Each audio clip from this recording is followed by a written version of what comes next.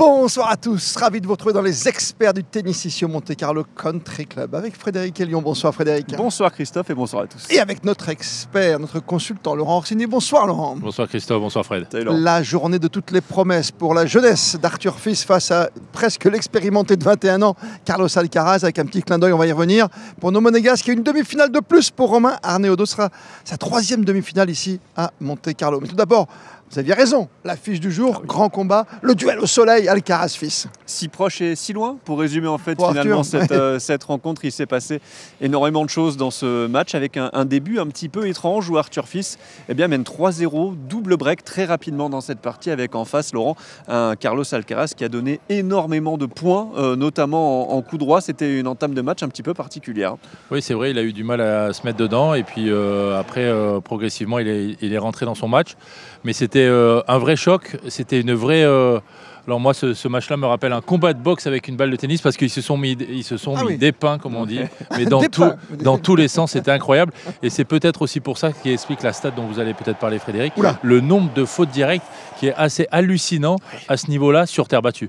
54 fautes directes pour Arthur Fils, dont 28 en coup droit et 41 pour Carlos Alcaraz. Ça fait presque 100 fautes directes dans le match. Oui, un 100 fautes, c'est 2h23. Oui, non, mais c'est énorme. C'est vraiment énorme, autant de fautes directes sur terre battue. Alors, c'est dû aussi au jeu des deux protagonistes.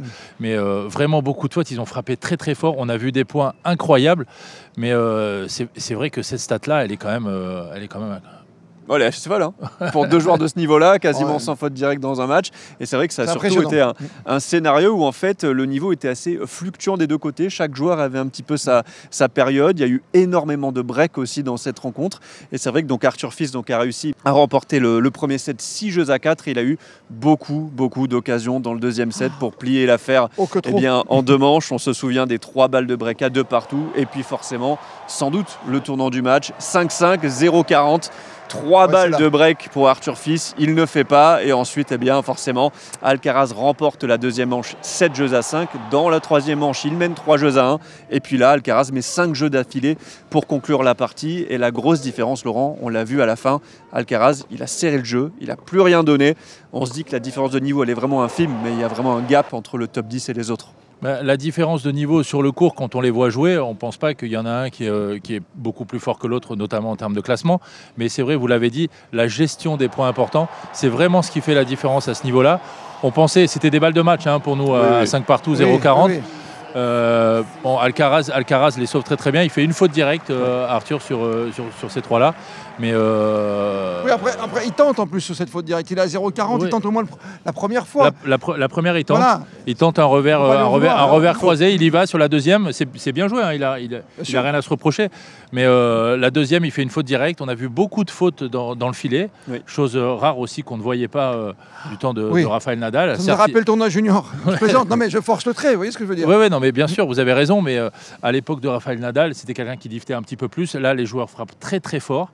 Et commettent beaucoup plus de fautes forcément, mais c'est vrai que cette gestion des moments importants, c'est le prochain cap à passer pour Arthur Fils parce que tennistiquement et physiquement, il a été que très peu pris sur les amortis, une vitesse de déplacement incroyable, des appuis très très solides. C'est vraiment le futur du tennis mondial, je pense. Le futur du tennis, on rappelle que Arthur Fils a gagné par exemple une finale à Hambourg sur terre battue, mais quand même, Alcaraz, c'est déjà 4 titres en Grand Chelem avec un an de plus. Donc c'est pour ça aussi il est un petit peu en avance. Ouais, il y a une façon de la gestion qui est moi, j'ai importante. envie de vous dire, c'est le match de l'expérience. Oui. Voilà, l'expérience et la gestion des moments importants à très haut niveau. C'était leur première confrontation, Frédéric. En plus, à ces deux joueurs, donc c'est intéressant de les voir. Beaucoup de respect, j'ai trouvé à chaque fois. Ils ont une bonne bouille, ils ont un bon tennis et ils se respectent en plus, même jusqu'aux applaudissements.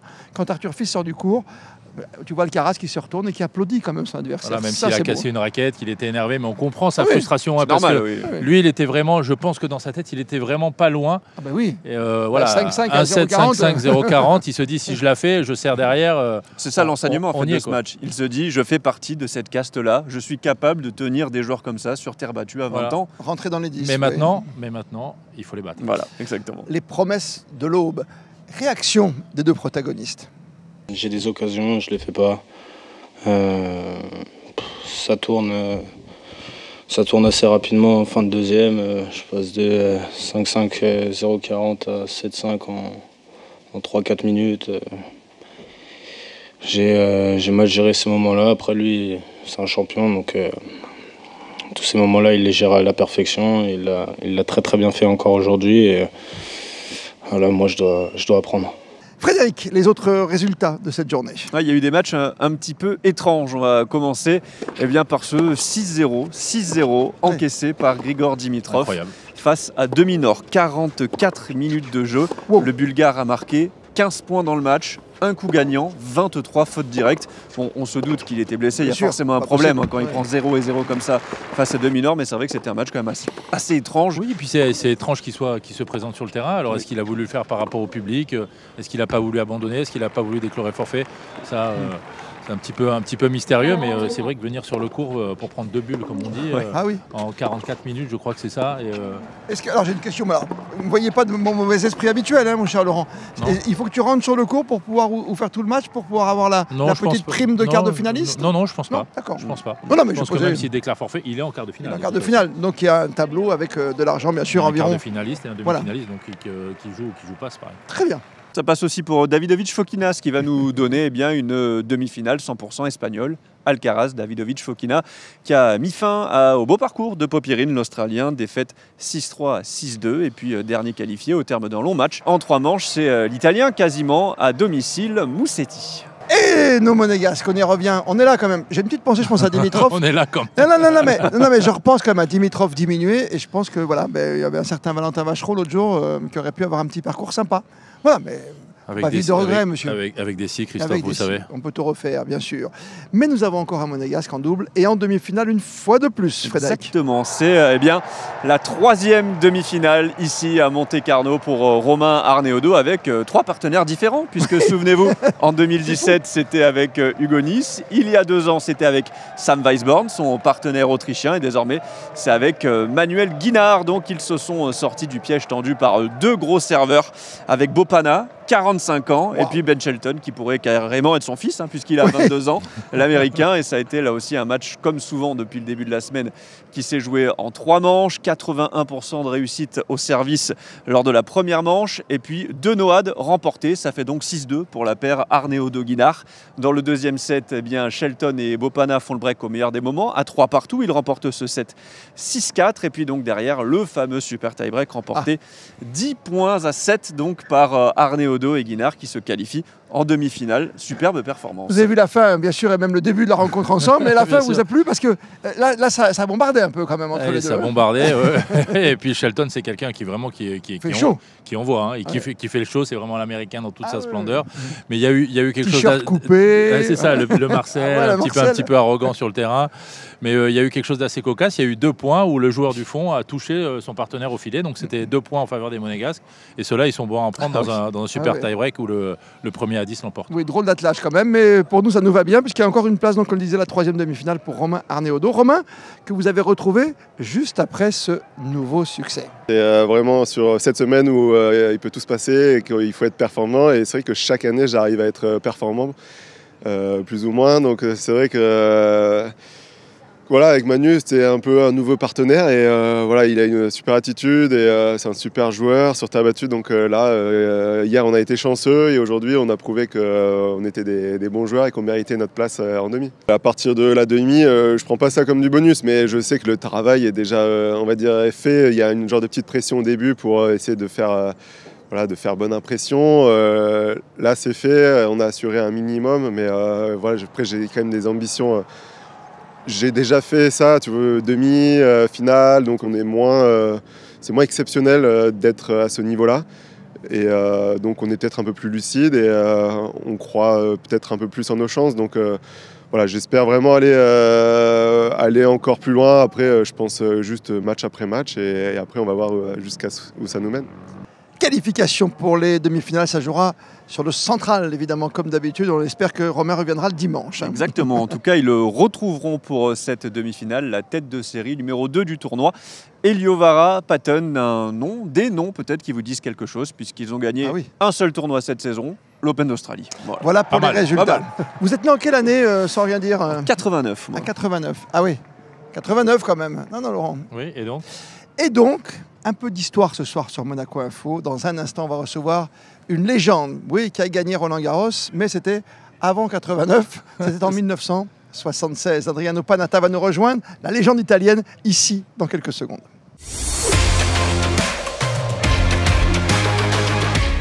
Alors là, on va se faire plaisir aujourd'hui sous le soleil de Monte-Carlo parce qu'on va recevoir une légende du tennis italien, une légende du tennis mondial, cher Laurent Orsini. On accueille ce soir Adriano Panatta. Bonsoir à vous, Adriano. Bonsoir à vous, c'est un plaisir. Bonsoir. Quel plaisir. Vous qui avez gagné partout dans le monde, pas loin de chez nous, un peu à Monte-Carlo en double et surtout Roland-Garros. Pas partout. Presque, sur terre battue notamment. Sur terre battue, j'ai gagné plus que sur les ciments ou sur les gazons. Les gazons, jamais pas. Ah, pourquoi ça va trop vite? Non, comme a dit Nastase, c'est pour les chèvres. Ça, c'est l'Inastase, hein. C'est Enfin, des blagues Eli pareilles. qui a dit ça. Est-ce que Roland Garros, évidemment, c'est votre plus beau Non, souvenir Roland en Garros, tant que joueur? c'est le tournoi que j'ai joué mieux dans ma carrière parce que j'ai joué, je crois, 2-3 fois les demi-finales, j'ai gagné une fois. Je vous dis que je suis le seul qui a battu Björn Borg à Roland Garros. Il n'a jamais perdu, mais il a perdu 2 fois, mais il a perdu avec moi. Les petits Suédois. Les petits Suédois. Pas mauvais d'ailleurs. Non, c'est mon ami. Avec un bandeau. Vous voyez de temps en temps tous les deux? Vous voyez, vous parlez? Oui, on se voit quelquefois, oui. Quelle époque, hein, quelle épopée aussi, hein, c'est vrai, Laurent. Oui, c'est vrai que c'était une époque incroyable. Je pense que Adriano a dû voir l'évolution du tennis depuis lui, sa période quand il jouait, et jusqu'à aujourd'hui. Et justement, il y a eu le match de Arthur Fils contre Carlos Alcaraz. J'aurais voulu avoir votre avis sur entre la génération Federer, Djokovic, Nadal et cette nouvelle génération qui arrive. Je crois que c'est Federer, Nadal, Djokovic. Ouais. Andy Murray aussi, Ouais. c'est difficile à faire mieux. D'accord, déjà à égaler, à dépasser. Mais Pas mal. Sinner, Alcaraz, c'est que je ne vois pas. Il n'y en a pas d'autres. Non, il y a des joueurs, il y a un jeune Brésilien qui s'appelle Fonseca, on adore. qui joue vraiment très bien. C'est lui qu'on surveille, oui. Aussi les Français, les Fils, ils jouent bien, ils jouent bien. Il a joué contre Alcaraz, il a joué un grand match. Mais les trois sont une chose un peu différente. Oui. Ils ont gagné Tellement de grands chelems. 100, C'est ça. 150, 200. Bien sûr. Mais enfin, ils sont jeunes comme Alcaraz qui n'a que 21 ans. Fils a 20 ans, Sinner un peu plus vieux. Sinner, c'est l'Italie en plus, de nous faire plaisir. Bon, pour l'Italie, c'est un moment particulier. Hein. C'est un moment exceptionnel parce qu'on a beaucoup de joueurs qui Dans le top 100. Oui, et il a le numéro 1 du monde. Il y a Musetti qui est 12, 13, 14, une chose comme ça. Berrettini qui retourne un peu. Et il y a des jeunes qui jouent bien. Et il y a un très jeune qui sera, je crois, dans 3-4 ans, très fort, s'appelle Sina. Bon, on a un beau réservoir. Joueurs, oui. Pour les filles aussi. Pour les filles aussi, ça joue pas mal. Quand on parle de Panatta, on parle de Nastase, avec les chefs sur du gazon Wimbledon, ça on parle d'icône du tennis, vraiment, réellement. C'est une encyclopédie. Alors, vous, c'était quoi? C'était la classe, fuori classe, et c'est ça quand on vous identifie? C'était beau, quoi, vous voir jouer. Vous étiez magnifique. Vous êtes toujours magnifique. On avait une manière de jouer beaucoup différente de maintenant. Parce que, première chose, la balle était beaucoup plus lente. Ah oui. Les balles blanches. Les balles blanches, lentes. On avait le temps de penser, de jouer. Mais les raquettes en bois. Les raquettes en bois. Quand je les vois maintenant, je dis comment c'est possible que je joue avec une raquette comme ça. Et Jimmy Connors, lui, avait la raquette avec le fer autour. Hein. Oui. Et de toute façon, les coups sont très différents de jouer. Les coups droits, les revers. Non, on avait plus de temps, vous voulez dire? Ben oui. Ouais, c'est ça. Oui. Pour les talents, pour la fantaisie, il faut du temps. Il faut du temps, d'avoir le temps pour penser. C'est magnifique. Si la balle arrive à descendre à l'heure, c'est difficile de penser. Tu joues seulement des instincts, comment on dit instinct? À l'instinct. Voilà. Mais c'est vrai que vous avez connu une vraie révolution entre on jouait beaucoup par-dessous, chip ou à plat, et puis vous avez connu l'arrivée du lift. Oui. Notamment avec Björn Borg. Et ça fait quelques ans que moi je dis que sûrement il va arriver le drop shot, l'amorti. Il est arrivé finalement, parce que personne ne jouait l'amorti. Maintenant, tout le monde joue l'amorti. Vous savez pourquoi? Les joueurs sont tellement loin. Voilà, voilà, ils sont tellement loin. Je crois que les coups, maintenant, ils commencent à être trop courts. Ah, le coup, oui. Parce que j'ai vu Alcaraz, c'est qu'il joue... Oui. Non, il n'y a plus des jeux de ligne maintenant, non? Sinon, il jouerait dans les bras des... Ah oui, c'est ça. Vous avez raison. Sur les genoux. Il joue très à l'arrière, vous avez vu, sur les réceptions de service, très arrière. Oui, je pense que même à la télé, on ne le voit plus. La majorité des joueurs jouent comme ça maintenant, je ne comprends pas. C'est pour ça qu'on est revenu peut-être, messieurs, même au service à la cuillère de temps en temps, tellement on se met loin, ça arrive de temps en temps. Oui, ça arrive. Mais les derniers joueurs qui jouent dans les circuits, il va servir à 210, 215, mais les derniers joueurs. Bien sûr. Alors c'est difficile. Après, évidemment, on a, nous ici, on a un petit groupe, les amoureux du revers à une main, donc vous jouiez avec un revers à une main. Aujourd'hui, c'est un coup qui disparaît petit à petit. Peut-être qu'un jour, il n'y aura plus de joueurs avec un revers à une main. Il y a eu le top 10 sans revers à une main pour la première fois de l'histoire. Il reste Stefanos Tsitsipas. Une petite explication là-dessus, un avis, qu'est-ce que vous sentez sur ce revers à une main? C'est normal, parce qu'avec les revers de main, vous avez plus de contrôle. Okay? Alors, quand la balle arrive très vite, avoir plus de contrôle, c'est un avantage. Voilà. Et maintenant, quand les petits commencent à jouer, tous les professeurs de tennis, il va dire aux petits, joue avec deux mains. Mais on a vu des slices quand même encore. On a quand même vu, oui. Les slices, on voit des slices, mais ça c'est comme l'amorti. Moi je disais ça fait longtemps. Le slice va revenir. Oui, parce que les slices, ils te donnent du temps pour retourner dans les scènes de cours, des fois, non? Mais ils ne sont pas habitués à jouer les slices. Avant de libérer, on va remercier Adriano Panatta.